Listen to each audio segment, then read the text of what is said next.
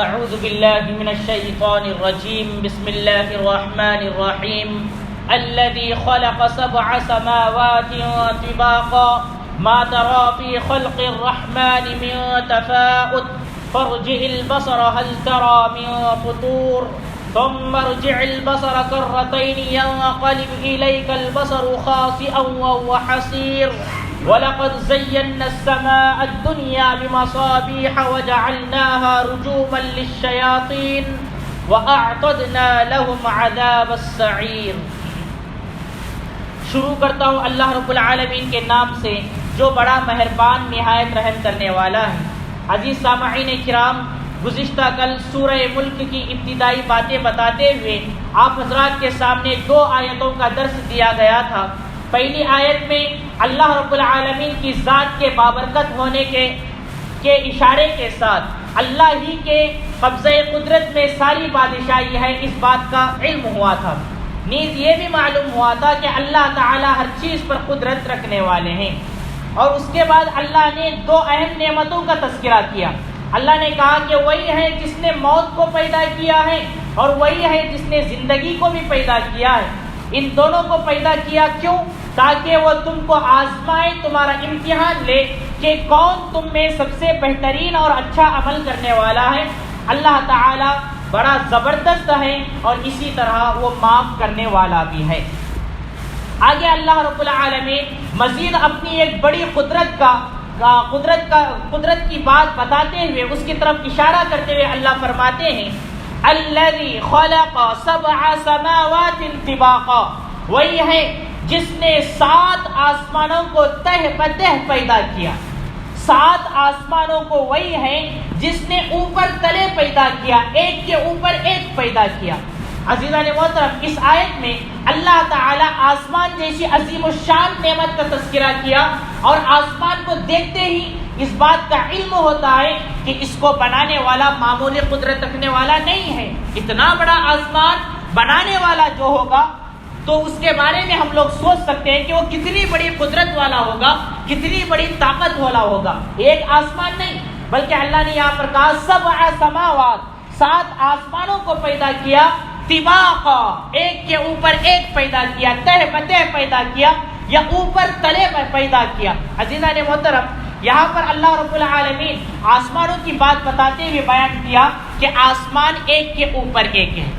اور اس کے بارے میں مفسرین بھی بتاتے ہیں اور چنانچہ احادیث سے بھی اس کا اشارہ ملتا ہے کہ ایک آسمان کے بعد دوسرا آسمان جو ہے تو اس میں کئی فاصلہ ہے، بہت بڑا اس کے اندر گیپ ہے۔ یہ مفسرین نے بھی بیان کیا ہے اور بعض احادیث سے اس کا اشارہ بھی ملتا ہے۔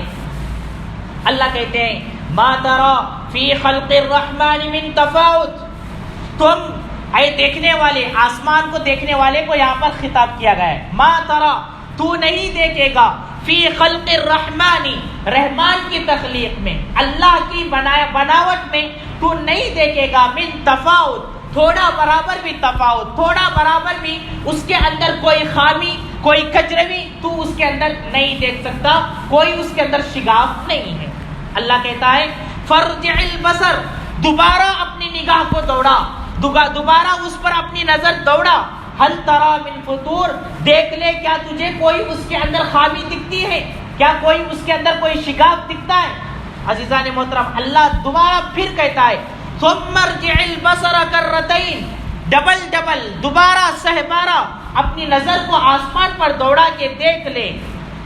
ینقلب الیک البصر خاسئا وهو حسیر، تیری نگاہ تیرے پاس واپس وہ ذلیل ہو کر کے اور نامراد ہو کر کے لوٹے گی۔ مطلب یہاں پر اللہ رب العالمین نے اپنے قدرت کا اظہار کرتے ہوئے کہا کہ جو اللہ نے آسمان بنایا ہے، ایک مرتبہ آدمی کیا کرتا ہے، کسی چیز پر ایک مرتبہ نظر پڑتی ہے تو دوبارہ اس کو دیکھتا ہے تو کوئی خامی ملتی ہے۔ ایک مرتبہ کوئی چیز ایسے ہی سرسری دیکھا، اس کے اندر غلطی نہیں ملی، لیکن جب غور کرتے ہوئے دیکھتا ہے تو کوئی نہ کوئی اس کے اندر کمی، کوئی عیب، کوئی خامی دکھتی ہے انسان کو۔ تو اللہ نے انسان کو یہاں پر کہا دیکھ لے آسمان پر، ایک مرتبہ نظر نہیں، دوبارہ دیکھ لے، کوئی چیز ملتی ہے کیا تیرے اس کے اندر، اللہ کی قدرت میں کوئی کمی دکھتی ہے کیا، دیکھ لے۔ دوسری مرتبہ نہیں، تیسری مرتبہ بھی اپنی نظر ڈال کے دیکھ کہ کوئی سوراخ ہے کیا، کوئی شگاف اللہ رب العالمین کے اس بناوٹ میں ہوا ہے کیا، کوئی خامی آئی ہے کیا، دیکھ لے۔ اللہ نے خود کہا جتنی مرتبہ بھی تو آنکھیں دوڑائے گا، نظر دوڑائے گا،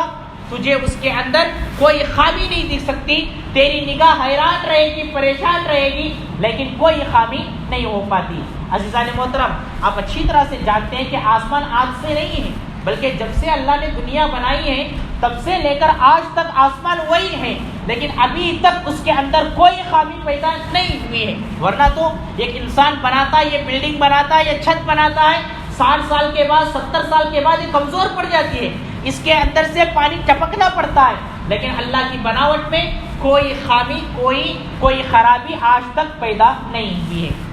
عزیزان محترم، اس آیت سے ایک بات سمجھ میں آتی ہے، وہ بات یہ ہے کہ آسمان کو انسان کی نظر دیکھ سکتی ہے،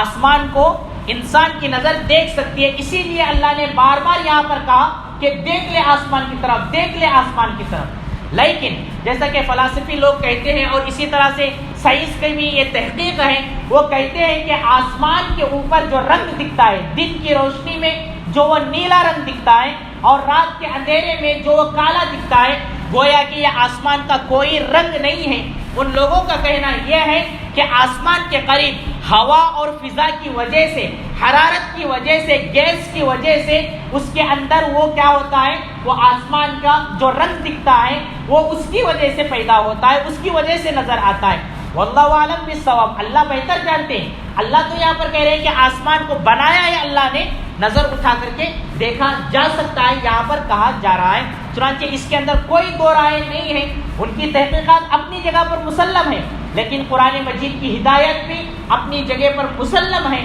اس آیت سے معلوم ہوتا ہے کہ آسمان ہے، ایسا ایک آسمان نہیں بلکہ 7 آسمان اللہ رب العالمین نے پیدا کیے ہیں۔ اور اللہ جب یہاں پر دیکھنے کی بات کر رہا ہے تو اس کا مطلب یہ ہے کہ انسان کی نظر آسمان کو دیکھ سکتی ہے، لیکن وہ کتنی دوری پر ہے، اس کی مسافت کیا ہے، اس کے بارے میں آج تک سائنسدان بھی نہیں بتا پائے کہ آسمان کتنی دوری پر ہے، کیونکہ اس کی پہنچ آج تک کسی کی نہیں ہوئی ہے۔ لیکن اللہ یہاں پر کہہ رہا ہے، اب دیکھیے کہ اللہ نے جو انسان کی آنکھ دیا ہے اس کے اندر وہ کیسی قدرت دی ہے کہ اتنی دوری پر رہنے والا آسمان کا بھی وہ مناظرہ اور مشاہدہ کر سکتا ہے۔ یہاں بالکل یہ اللہ رب العالمین ہی کی قدرت ہے۔ اللہ کہتے ہیں وَلَقَدْ زَيَّنَّا السَّمَاءَ الدُّنْيَا بِمَصَابِيحَ، یقیناً ہم نے آسمانی دنیا کو چراغوں سے مزین کیا۔ اللہ کہہ رہا ہے یقیناً ہم نے آسمانی دنیا کو چراغوں سے مزین کیا ہے، اسے خوبصورت بنایا ہے۔ یہاں پر مصابیح، مصباح مانے چراغ، لیکن اللہ نے یہاں پر چراغ کہتے ہوئے ستارے مراد لیے ہیں۔ ستارے، جو سیارے، جو آسمان پر جو کچھ بھی نظر آتے ہیں، یہ اللہ تعالیٰ نے آسمانی دنیا کو خوبصورت بنانے کے لیے پیدا کیا ہے۔ اس کا مطلب یہ نہیں ہے کہ یہ آسمان سے لگے ہوئے، نہیں، اس کا مطلب یہ نہیں ہے۔ جیسا کہ سائنس بھی یہی کہتی ہے کہ آسمان ان ستاروں، سیاروں سے کئی اونچائی پر ہے اور زیادہ اس کی مسافت لمبی ہے۔ جی ہاں، اللہ نے جو یہاں پر کہا ہے سیارے، ستارے، تارے یا مصابیح یا چراغ کے طور پر جو اللہ نے آسمان کو مزین کیا ہے، یہ اوپر دکھتے ہوئے نظر آتے ہیں اور انسان کو آسمان خوبصورت لگتا ہے، یہ مطلب اللہ رب العالمین کا ہے۔ آگے اللہ کہتے ہیں وَجَعَلْنَا رُجُومًا لِلشَّيَاطِينَ، اور ہم نے اس کو، یعنی ان سیاروں کو، ان ستاروں کو ہم نے شیطانوں کے لیے مار بھگانے کی چیز بنایا ہے۔ عزیزان محترم، 14 پارے کے اندر سورہ ہجر میں شہاب ثاقب کا لفظ آیا ہوا ہے۔ چنانچہ احادیث سے بھی معلوم ہوتا ہے کہ جو شریر جنات ہوتے ہیں اور شیاطین ہوتے ہیں، جو اللہ کے فرشتوں کے درمیان جو فیصلے ہوتے ہیں، جو اللہ کے احکام نازل ہوتے ہیں، اس کو چوری چھپے سننے کے لیے یہ دنیا سے آسمانی دنیا پر جاتے ہیں، لیکن جیسے وہ قریب جاتے ہیں تو اللہ کی طرف سے شہاب ثاقب کو ان پر مارا جاتا ہے، جیسا کہ قرآن مجید میں 14 پارے میں اور اللہ نے سورہ ہجر میں بیان کیا ہے، شہاب ثاقب کا تذکرہ کیا ہے۔ چنانچہ احادیث سے معلوم ہوتا ہے کہ ان پر وہ پھینکا جاتا ہے، وہ آگ کے گولے برسائے جاتے ہیں تو وہاں سے نیچے اتر آتے ہیں، پھر وہ اپنے کاہنوں کے پاس جو کہ انسان کی بھوشیہ، اس کے آگے کی چیزیں بتاتا ہے، اس کے زندگی میں چلنے والی آگے کی باتوں کو جو بتاتا ہے وہی ہوتی ہیں۔ جو وہ ہلکی پھلکی ان کی مدد سے سن لیتا ہے، جو کہ بعض صحیح ہو جاتی ہے اور بعض صحیح نہیں ہوتی ہے، جو کہ وہ آسمانی دنیا تک جا کر آدھا آدھا سن کر ان لوگوں کو بتاتے ہیں۔ یہی اس کی حقیقت ہے، جیسا کہ قرآن اور حدیث سے اسی کا ہم کو علم حاصل ہوتا ہے۔ تو اللہ نے یہاں پر بھی وہی کہا، ہم نے ان کو شیطانوں کو مار بھگانے کی چیز بنایا ہے۔ تو اس سے بعض مفسرین کہتے ہیں کہ ستارے تو ٹوٹ کر کے گرتے نہیں ہیں، البتہ بعض سیارے اللہ نے ایسے بنائے ہیں جن سے آگ کے گولے برستے ہیں، اور قرآن سے اور احادیث سے جو معلوم ہوتا ہے اس سے یہی کہ وہ شیاطین پر مارے جاتے ہیں، ان پر سزا کے طور پر ان کو مار بھگانے کے لیے ڈالے جاتے ہیں، جیسا کہ آیتوں سے معلوم ہوا۔ آگے اللہ کہتے ہیں وَأَعْتَدْنَا لَهُمْ عَذَابَ السَّعِيرِ، اور ان شیاطین کے لیے ہم نے جہنم کا عذاب بھی تیار کر کے رکھا ہے۔ یعنی ایک تو دنیا میں سزا یہ ہے کہ شہاب ان پر مارا جا رہا ہے، اور آخرت میں سزا یہ ہے کہ جہنم جیسے عذاب والی چیز ان کے لیے اللہ رب العالمین نے تیار کر کے رکھی ہے۔ عزیزان محترم، یہ دونوں آیتیں ہوتی ہیں، تینوں آیتیں جس کے اندر آسمان جیسے عظیم الشان اللہ کی قدرت کا بیان کیا گیا، اور اس کی طرف نظر دوڑا کر کے اللہ کو پہچاننے کی ہدایت ان آیتوں میں کی گئی۔ اور اسی طرح سے آسمان پر سجنے کے لیے، اس کی سجاوٹ کے لیے، اس کی بناوٹ کے لیے اور اس کی خوبصورتی کے لیے اللہ نے سیارے ستاروں کو بنایا، جو کہ ایک چراغ کے مانند ہے۔ یہ آسمان کی خوبصورتی کے لیے اللہ نے بنایا ہے، لیکن شیاطین کو مار بھگانے کے لیے بھی بعض سیارے اللہ نے پیدا کیے ہیں، اور اسی طرح یہ بھی بیان کیا کہ ان کے لیے آخرت میں بھی جہنم والا عذاب تیار کر کے رکھا گیا ہے۔ اللہ سے دعا کیجئے کہ اللہ تعالیٰ مجھے اور آپ کو ان تینوں آیتوں کو اچھی طرح سے سمجھ کر کے ان پر عمل کرنے کی توفیق عطا فرمائے۔ بقیہ انشاءاللہ آئندہ کل ہوگا۔